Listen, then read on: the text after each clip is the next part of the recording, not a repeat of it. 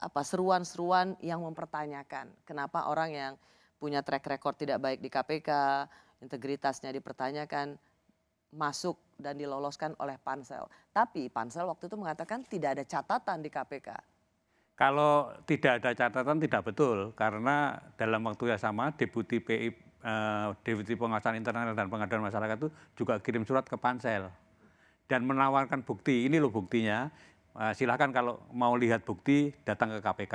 Itu sudah nawarkan gitu. Jadi nggak betul kalau nggak ada informasi mengenai. Pansel juga nggak mau lihat buktinya. Tidak mau melihat Nggak mau buktinya, lihat sama buktinya. sekali. Sama sekali. Bahwa sebenarnya KPK sudah berusaha untuk memberikan catatan tentang rekam jejak, Betul. tetapi ditolak oleh pansel KPK. Ya, betul. Menurut Pak Agus itu apa yang terjadi waktu itu? Ya, kalau pemilihan komisioner ini kan bobot politiknya kan kuat sekali. Jadi saya meyakini kalau pengaruh politiknya lebih kuat dibanding dengan masukan dari Deputi PIP. Bobot politiknya? Ya. Berarti waktu itu memang ada titipan? Bisa jadi.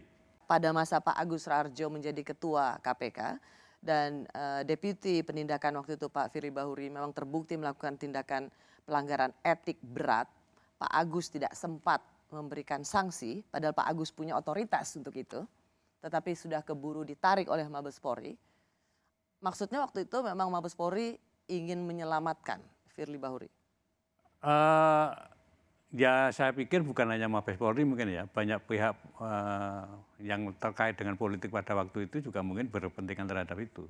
Jadi tidak satu-satunya mungkin Mabes Polri itu, banyak pihak juga. Dan di samping surat secara resmi dari Deputi PIPM tadi, saya juga membuat surat terbuka kalau Anda ingat kepada Presiden mengenai mohon maaf, saya menyebutkan jangan menerima Firly sebagai komisioner KPK. Jadi itu surat terbuka itu dibaca banyak orang pada waktu itu. Ya, jadi Pak Agus Raharjo sendiri selaku Ketua KPK periode sebelum Pak Firly Bahuri sempat menulis surat kepada Presiden. Ya, surat terbuka. Surat terbuka bahwa jangan memilih Pak Firly sebagai pimpinan KPK. Ya. Waktu itu catatannya karena track record di KPK saat menjadi Deputi Penindakan. Ya. Tetapi itu tidak didengar. Nggak didengar. Artinya sekarang kalau apa yang terjadi pada KPK di bawah pimpinan Pak Firly Bahuri dan kemudian Pak Firly menjadi tersangka, itu sesuatu yang mengejutkan Pak Agus nggak?